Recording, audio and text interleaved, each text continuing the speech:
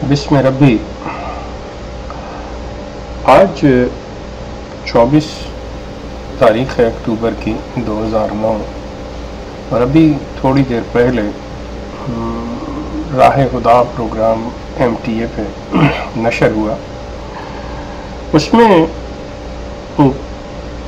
जहाँ मुख्तलिफ सवालात और बातें हुई, उसमें दो बड़ी इंटरेस्टिंग आपको कह लें कि सवालात थे और उनके जवाबात जो दिए गए उन पे एक हज़रत ईसा अलैहिस्सलाम की हयात व वफ़ात के मसले के सिलसिले में और दूसरी मोहम्मदी बेगम की पेशगोई के मामले में। दोस्तों,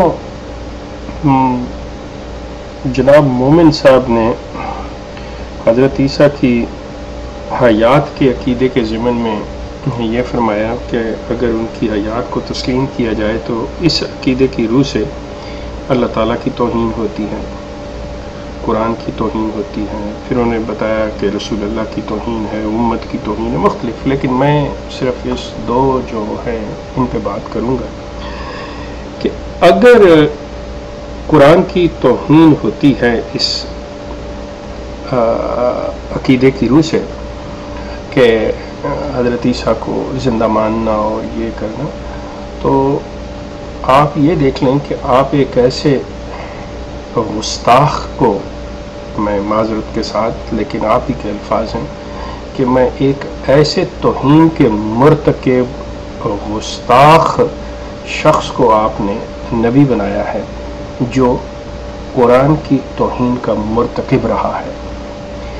कि बकौल आपके कि ये हज़रत ईसा का ज़िंदा मानना और ये अकीदा रखना कुरान की तौहीन है, तो इस तौहीन का मुर्तकिब ये शख्स रहा जिसको आप नबी मानते हैं या इमाम महदी और मसीह मौद कहते हैं, जनाब मिर्ज़ा ग़ुलाम अहमद कादियानी, क्योंकि वो हज़रत ईसा को ज़िंदा मानते थे। उन्होंने अपनी किताबों में लिखा, ब्राहीन अहमदिया हकीकतुल वही, कहीं पे आप उठा कर देखिए, जिससे आप इनकार नहीं कर सकते। एक चीज़ इसी तरह आप कहते हैं कि ये अल्लाह की भी तौहीन है। तो जो शख्स हयात ईसा का अकीदा रखते हुए अल्लाह की तौहीन का मुर्तकिब हो, तो मिर्ज़ा साहब भी हयात मसीह का अकीदा रखते थे, तो अल्लाह की तौहीन के भी ये मुर्तकिब हुए। मोमिन साहब और दीगर उलमाए अहमदियत, आप दूसरों को वही बात कि एक उंगली उठाते हुए ये भूल जाते हैं कि चार आपकी तरफ उठ रही हैं। आप पहले ये तो सोच लीजिए कि जिस शख्स को आप मान रहे हैं, जिसकी आप वकालत करने जा रहे हैं, जिसको आप डिफेंड करने जा रहे हैं, उसका अपना माजी जो है वो क्या है, क्योंकि वो दावेदार है। अगर तो वो मेरे जैसा शख्स होता, आसी और गुनाहगार, तो चलें उसका दावा नहीं तो आप जो मर्जी उसे कहते तो उसे भी कोई तकलीफ़ ना होती। लेकिन आप उन बेचारों के साथ ये सलूक अब उनकी वफ़ात के बाद कर रहे हैं मिर्ज़ा साहब के साथ कि आप उन्हें अल्लाह की तौहीन का मुर्तकिब भी ठहरा रहे हैं। आप ये भी तस्लीम कर रहे हैं कि वो कुरान की तौहीन के मुर्तकिब भी हुए और अल्लाह के रसूल की तौहीन के मुर्तकिब भी हुए। तो एक गुस्ताख़ रसूल, गुस्ताख़ अल्लाह, गुस्ताख़ कुरान को आप नबी बनाए हुए हैं।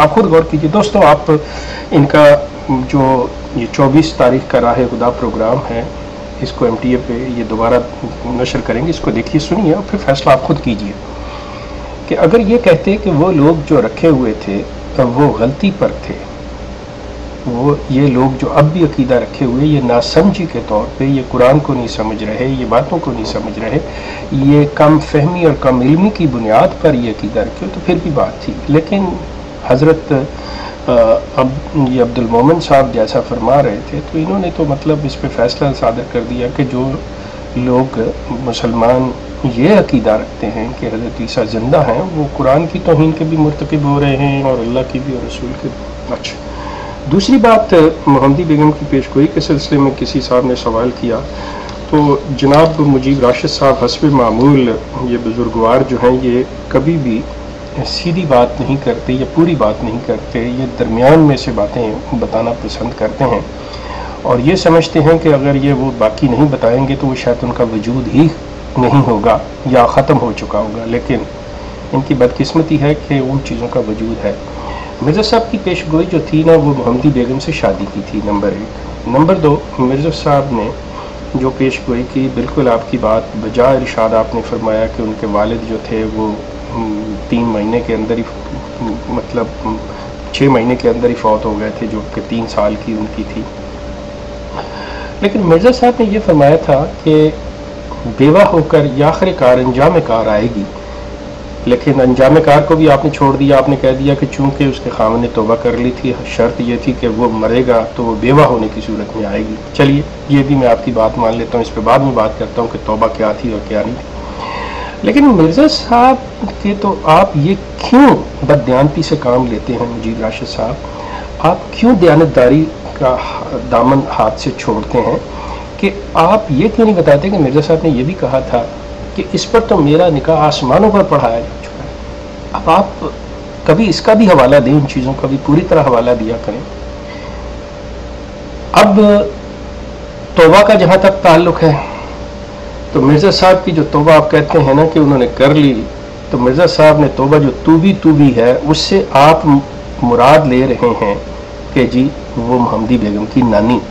اب آپ اندازہ کیجئے نا، وہاں نانی کا ذکر ہے، اس میں مرزا صاحب کا ہے کہ عورت، اے عورت تو بھی، اس سے آپ نے یہ کیا۔ یہ مرزا صاحب پہ آپ پہ ظلم کر رہے ہیں آپ لوگ، کہ مطلب وہ بعد کی بات ہے۔ اس کے بعد آپ سلطان محمد جو محمدی بیگم کا خامند ہے اس کی توبہ کے لیے آپ کہتے ہیں جی کہ بس اس نے دل میں کر لی ہوگی، یہ ہے، یا پھر آپ نے اس کے ثبوت کے اوپر اس کا وہ خط جو اس نے غالباً 1913 کو 20 مارچ 1913 کو لکھا تھا، وہ آپ دے رہے ہیں مرزا صاحب کی وفات کے بعد، کہ وہ شخص اگر اس وقت تک اس کے خیالات ایسے ہیں۔ بات ہو رہی ہے جب مرزا صاحب نے پیش گوئی کی تھی، بات ہو رہی ہے جب اس شخص کے بارے میں محمدی کے ساتھ نکاح کی بات تھی، اور آپ دے رہے ہیں مرزا صاحب کی وفات کے 5 سال بعد کا کہ جی اس نے توبہ نام۔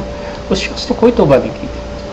پھر اس پیش گوئی کا پورا ہونا اس کا میں کہتا ہوں محمدی بیگم کی ساری اولاد مان جائے، محمدی بیگم خود احمدی ہو جائے، سو واٹ؟ بات یہ ہے مرزا صاحب کی شادی جس کا نکاح آسمانوں پہ پڑھایا جا چکا تھا، بات یہ تھی۔ ہماری بات جاری رہے گی دوستو۔